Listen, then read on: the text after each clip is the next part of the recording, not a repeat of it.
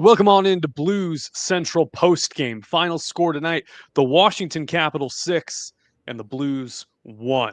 No air in the balloon. Deflating loss for the Blues. Seems like they were flat-footed, could not catch up to the speed of the Washington Capitals.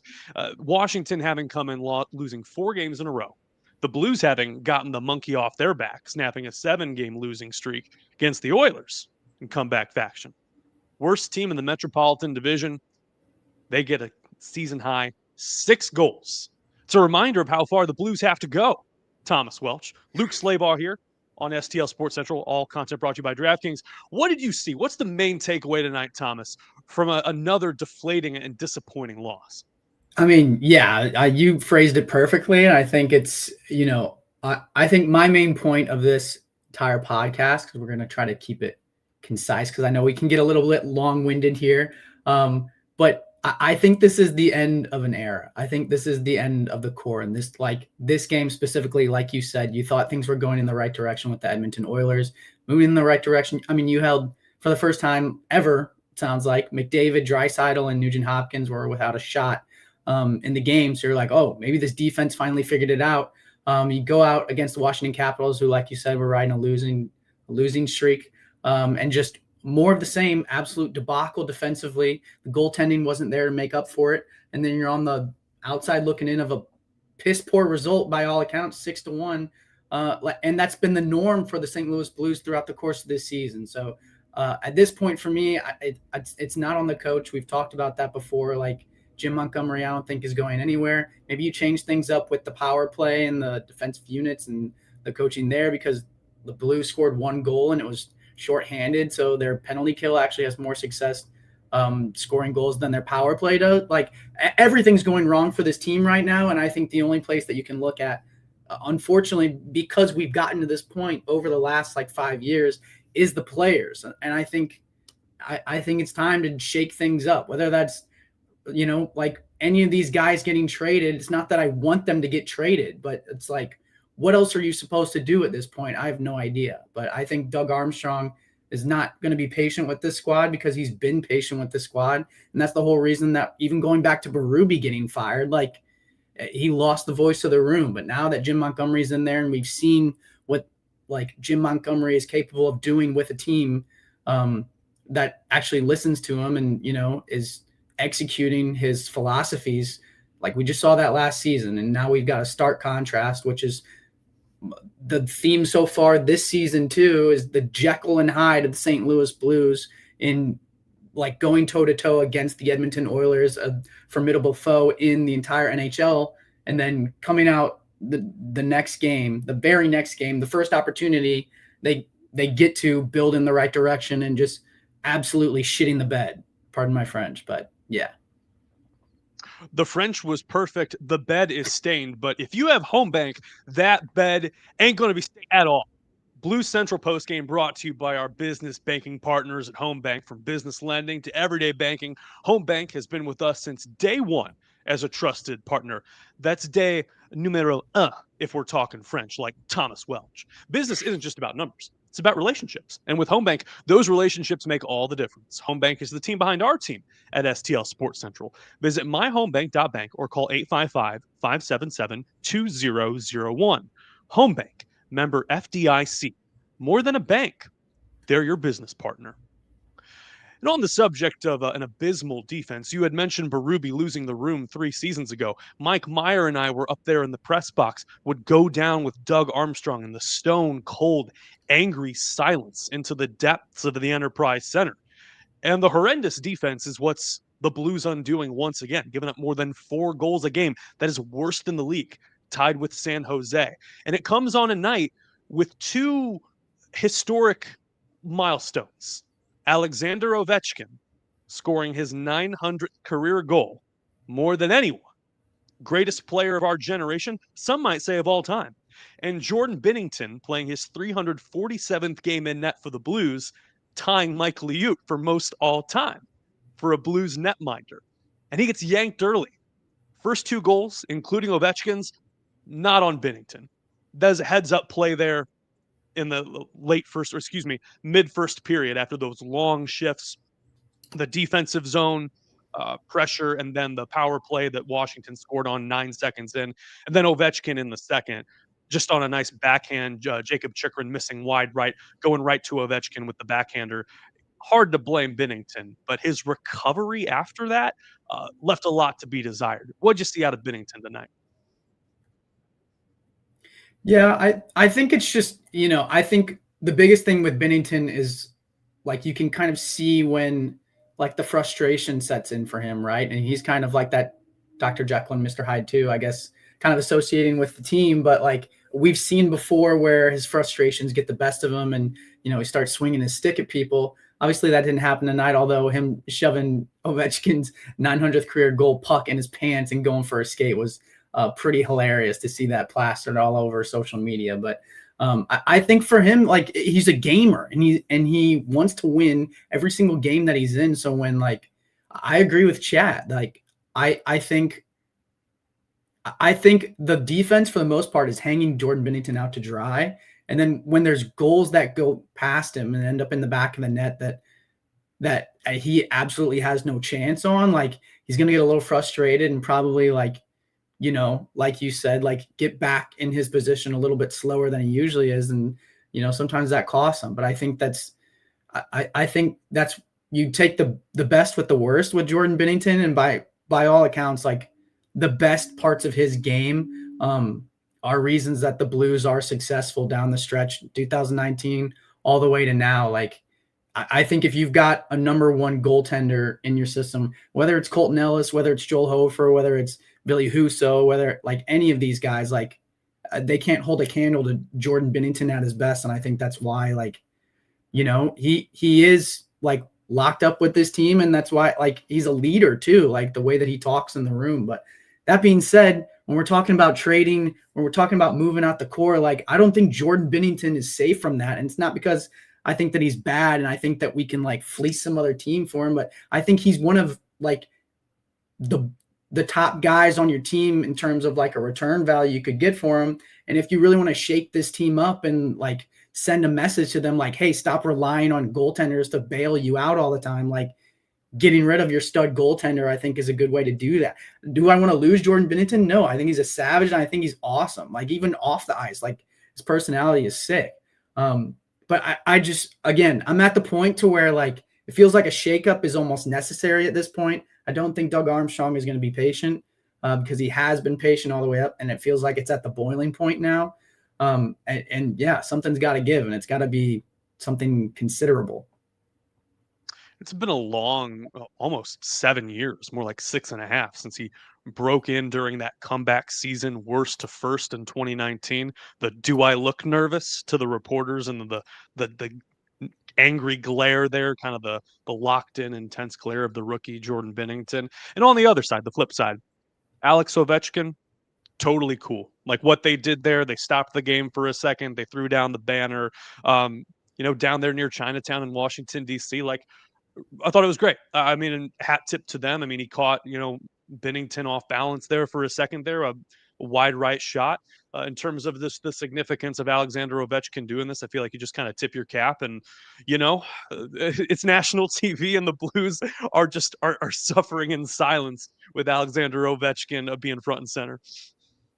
Yeah, and it's tough, because I think for me the biggest frustration is not only the fact that like every St. Louis team is bad right now, but it also feels like for me being a St. Louis fan, like Cardinals, City, like everything, right? Like the second a team is bad, this probably goes back to like my PTSD of being a St. Louis Rams fan. But the second a St. Louis team is bad and like there's any kind of dwindle in like attendance or like anything like that, immediately people are like relocate them. Like they can't support the team. Like look at these empty stands. It's like, dude, they're losing 8 out of 10 games. You want me to spend my money and my time outside of my job to show up for this team? Like, give me a break. This isn't Chicago. This isn't New York. Like, we don't just to get to like sit on our haunches and like charge people $65, $70 a game to show up and have like a ridiculously high like population so people go anyways, or like it doesn't happen. Like, people have a lot of things to do in St. Louis that don't involve sports, especially when Like they put so much time, effort, and like loyalty in those sports, and it's not reciprocated. So by all accounts, like if we have empty stands because the Blues lose 20 out of 25 games to start the season, yeah, I think it's a little bit warranted. Sorry. But like the media constantly just tries to kick us and drag us and be like, oh, yeah, they're a small market team. Like, remember, guys, they're not very loyal. Like, these are one of the teams that we've talked about relocating before. It's like, dude, shut up. Just shut up. It makes me sick. So that's every time that a team loses one game, I'm like, oh, here we go. Start the narrative. Like, Blues are going to Saskatchewan. It's like, God, it makes me sick. It's beyond frustrating. You know, Atlanta has been crying for an NHL team for a long time. What's the thing about the national media is, you know, they do kind of view the Blues as like this feeder team. You never see them glaze the prospects like the Dvorskys and the Snuggeroods, and they always kind of bring up the Jordan Kyrous and trade talks like early on in the season. They're just kind of stirring the pot. And the fan base, I would say, has stuck by this team through just loads of, I mean, transitory periods and false starts to the year. I think back to 2019 when the Blues were kind of at their lowest. You know, Tampa Bay comes into town. They score 3 goals in 75 seconds there against, you know, Stamkos and all them, and the roof's about to come off the place. Like, I would say the Blues fans have been constantly engaged. I think that, you know, Armstrong has always put the team in at least a somewhat competitive position. Like the moves they have made have usually been in the better interest, you know, mid to long term. I've never felt like the Blues gave up from a personnel standpoint. Am I wrong or am I off base on this? No, you're definitely right. Especially, I mean, even when we asked them to, I think in the middle of the 2019 season when they were in last place, there was a ton of people saying lose for Hughes, and I think at one point I was one of them. I mean, you were last in the league in like January. It's like, dude, you should probably just throw in the towel and like try to get the best draft pick you can. But even a couple, like even going back to when Dvorsky was drafted, like when you could tell like the writing was on the wall there. I mean, I was like, sell everybody off, get some draft picks, tank for the rest of the season, and like try to move that 10 spot up as much as you can. But Doug Armstrong was like, no, we want to build in the right direction. That doesn't mean like, you know, trying to actively lose games on purpose, even if that means like, you know, getting a better draft pick. So end up with Dvorsky, ended up pretty well because I think he fell, or at least they were not expecting him to be available there. And he looks great early on, but it's hard to take positives away when you're constantly getting 6-1, 8-3, 5-0 results. It's like, okay, how can I even talk about this team in a glowing manner because they can't get out of their own way? It's unbelievable. Yeah, man, it is a balloon that has lost pretty much all its air. Going back to our home bank money moment of the game, you mind hiding that comment for Yeah. me, Thomas? You the man. The Alex Ovechkin with the 900th career goal, and Binnington putting it in his pocket, getting caught on national TV trying to steal the 900th career goal puck of Alexander Ovechkin. That's our money moment of the game, brought to you by Homebank, team behind our team at STL Sports Central. Visit myhomebank.bank or call 855-577-2001. Homebank member FDIC. For the first 10 minutes of this game, the Blues played somewhat competitive. They were not getting many scoring chances, and I think they only had 5 shots on goal in that first period. However, there was this 3+ minute long sequence where Washington was able to carry it into the Blues defensive zone, and they start threatening for their best scoring chance at the point. Binner makes 4 clutch saves in this 3-minute span. However, Dvorsky is on the ice for 2 minutes and 54 seconds. Dylan Holloway is bleeding from the gums at 2:59. Colton Parayko on the ice for just 13 seconds shy of 3 minutes. Cross checks Brandon Duhaime to end the sequence, but the Blues could not clear. They could not possess, and the average shift length is 47 seconds, Thomas. And so the Caps are making 3 line changes while still pounding the zone. And then it is essentially 3 minutes of penalty kill before a penalty kill. And it's 9 seconds before Tom Wilson deflects a shot from John Carlson to make it 1-0.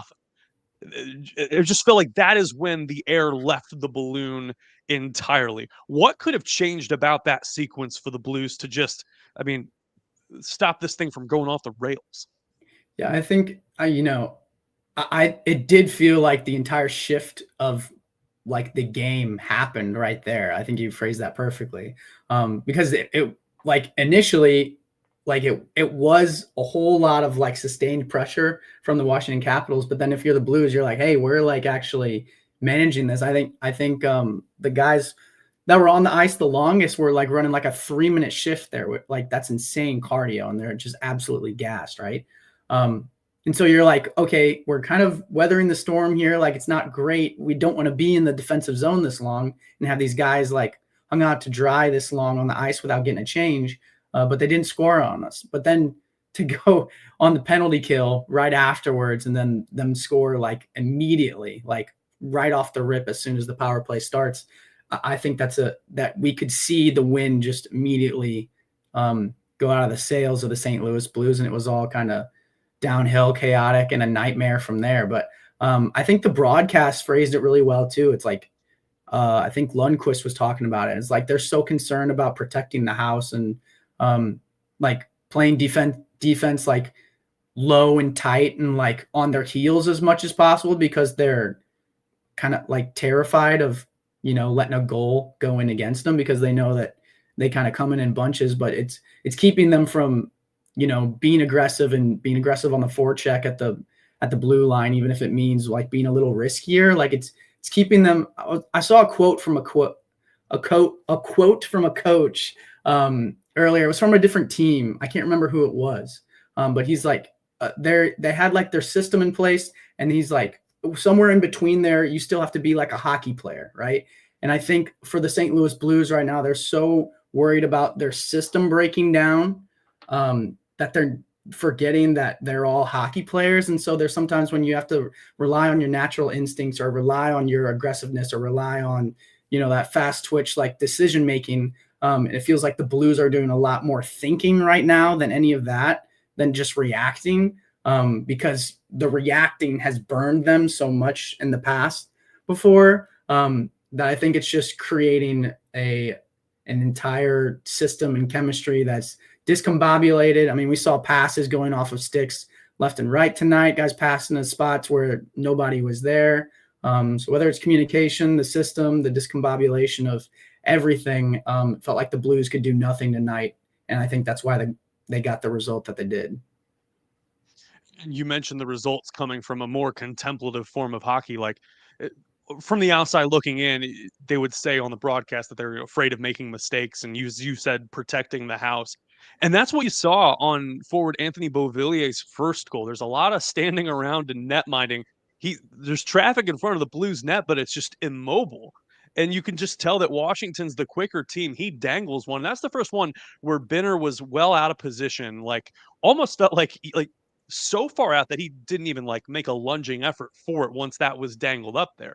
And it also compromises them kind of in those mid-range shots as well. The next goal from John Carlson, it's a loose puck, has this 3/4 turn move, and he just hits one top shelf. 3 shots on goal for the Capitals and 3 goals to start the second period.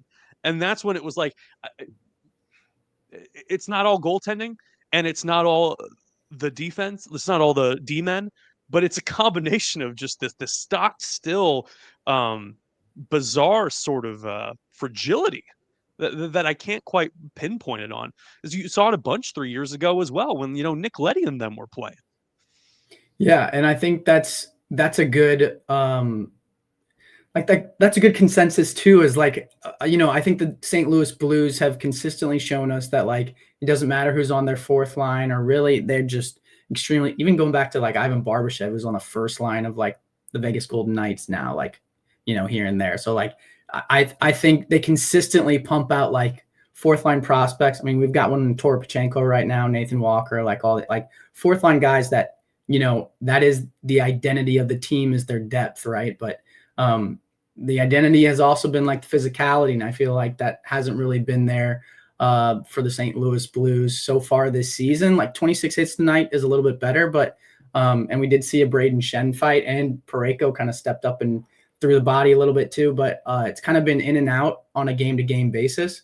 So this team needs to find their identity. But for the St. Louis Blues, it's always been the depth and the fourth line and all that stuff. But I think I've always taken like the benefit of the doubt, because it feels like Doug Armstrong has swindled so many people in trades. Like so many times it's kind of like worked out for him where he's gotten out of contracts like at the perfect time or, gotten like really good ROI on some guys.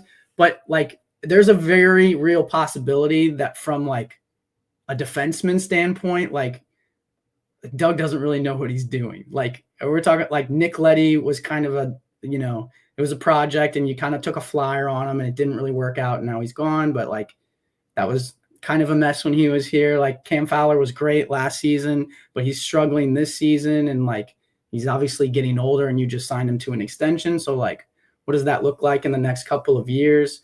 The Justin Falk experiment, like going all the way back to essentially him and acquiring him being touted as like the replacement for like Alex Pietrangelo, like, because it was kind of right around the same time. It's like, I don't really know if that was a great trade-off. And like Justin Falk has looked good this season, but also like, is he the guy that you want running your power play when like Cam Fowler's there too? So like, there's all of these questions, right? And now we have Logan Mailloux in that mix too, who like the hand pass golden night. And like, I think it was a -3 again. And it's like, dude, I get that he's young and I get that like, he doesn't have a whole bunch of NHL games under his belt, but you did give up Zachary Bolduc, who you knew was a 20-goal scorer in the NHL because he had like the resume of it. So it's like, at some point, like I can hold out hope and be like, oh yeah, like, Doug's just kind of swung and miss on a couple of them, but like he still got it when it comes to like assessing talent on the defensive side of the puck. But at some point that narrative is going to change if he keeps continuing to swing and miss. And I think that's why we're seeing the Blues struggle massively right now, because once Alex Pietrangelo left, like it's been a constant churning wheel of trying to find someone to log those minutes, make those impacts, and have someone step up into that role. And at first you thought it was going to be Colton Parayko, and then it wasn't Colton Parayko. And then last year it was Colton Parayko again, and then he got hurt. And so now this season it's like, who's it going to be? And we're just waiting for someone to step up into that role. So hopefully we see it sooner rather than later. We'll see it sooner rather than later when Callie Rosen makes his triumphant return. Speaking of triumph, DraftKings, we won't forget about them. Supposed to read this about 10 minutes ago. Missouri, get ready. The wait's almost over. DraftKings Sportsbook is America's top-rated sportsbook app. The real ones use it. Thomas Welch uses it. It's coming soon to the Show Me State. New Missouri customers can download the DraftKings Sportsbook app today, and when they go live, place just a $5 bet to unlock $300 in bonus bets. Starting November 17, that is in 12 days, folks. You can create your DraftKings Sportsbook account in Missouri and get ready for launch day on December 1. DK Sportsbook brings everything you need to elevate your game day, including live in-game betting, lightning-fast payouts, and endless ways to get in on the action all right from your phone. And when they go live in the great state of Missouri, the Show Me State, you'll be betting with the Sportsbook app trusted by millions. Safe, secure, and with fast money withdrawals. Download the DraftKings Sportsbook app now and grab $300 in bonus bets with just a $5 bet when they go live December 1st. In partnership with DraftKings Sportsbook, the crown is yours. Let's play that jam. Gambling problem? Call 1-800-GAMBLER. 21 and over. Physically present in Missouri. Eligibility restrictions apply. Bonus bets expire 7 days after issuance. Excludes customers who redeem pre-launch sign-up offer. Terms at sportsbook.draftkings.com/promos. I knew I was missing something in the show tonight, and it was definitely that. You mentioned, Thomas, the fourth line and the grinders there. I'm a Nathan Walker truther. Always have been, always will be. And Alexei Toropchenko also falls into that category. On the penalty kill, 37 seconds into the third period, because the Blues got caught with too many men near the final minute of the second. File that under whoopsie. And has this shorthanded spin around goal. So not a shutout. A 6-1 loss, horrendous. However, to see that the fourth line continues to put up something competitive against the reigning Eastern Conference best record in the Washington Capitals, that's got to give you just a modicum of encouragement before the circus leaves town and goes to Western New York. Yeah, a little bit, especially for a guy like Toropchenko, because I know people on Twitter specifically just love talking about moving him up and down the lineup.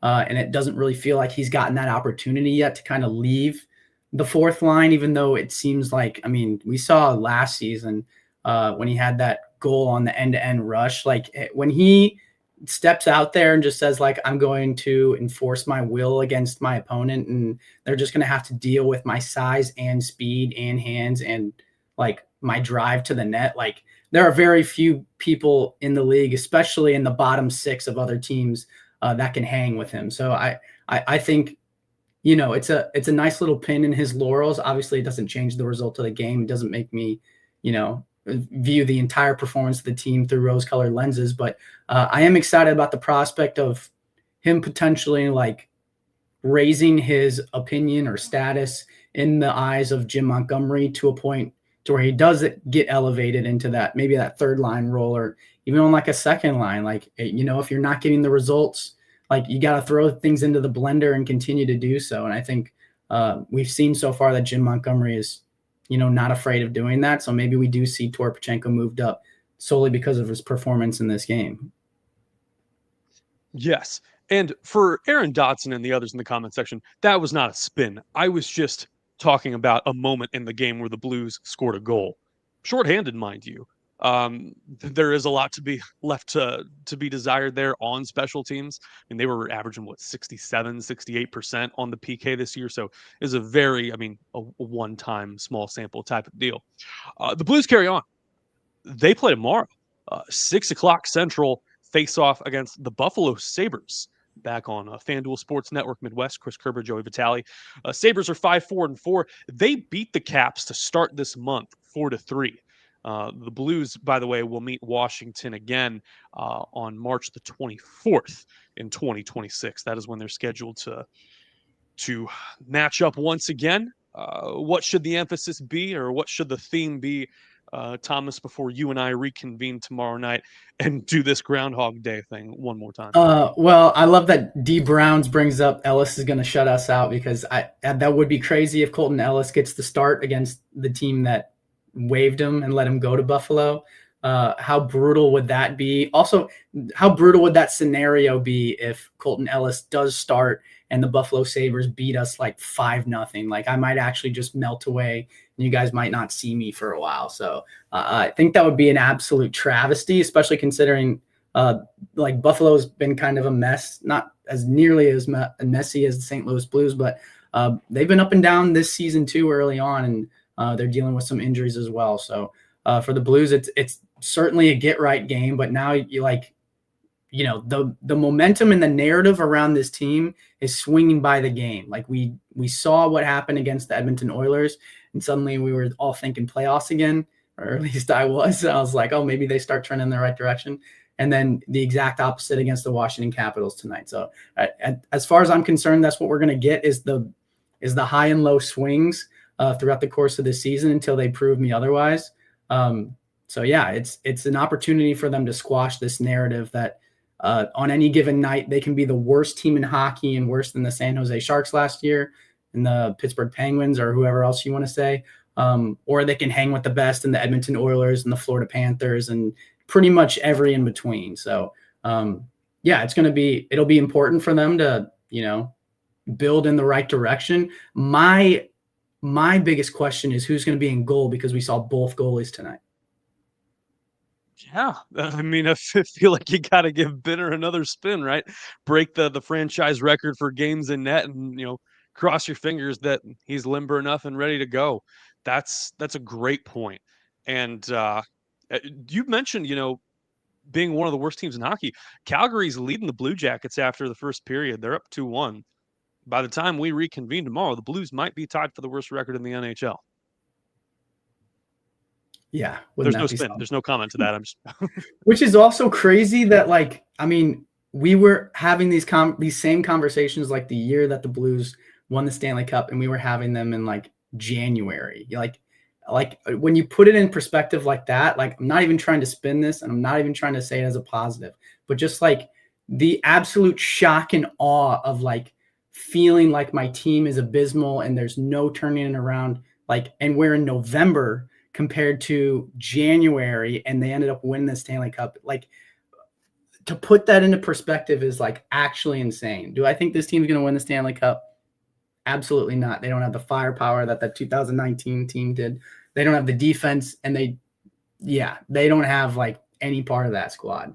But I just think it's important to reevaluate and reassess back to that and be like, dang, like that was actually like an insane season. Like they pulled it off. Like that's crazy. Yeah. And a thought, I mean, I was going to talk, and we can talk tomorrow about the lack of speed through the middle. The Blues just on their offensive possessions could get anything going. A good question we can talk about tomorrow. John Patrick Van Pelt alluding to your comments at the start of this video. Does this team need to start it from scratch? We'll talk about all that tomorrow. Thomas and I coming back for round 2. For now, want to say goodnight. The final score tonight, the St. Louis Blues 1 and the Washington Capitals 6. 6 o'clock face-off tomorrow against the Buffalo Sabres. We'll be here for post-game. He's Thomas Welch. I'm Luke Slabaugh. This has been STL Sports Central, brought to you by DraftKings. Hope you all have a good night. Stay safe. We'll see you right back here tomorrow night.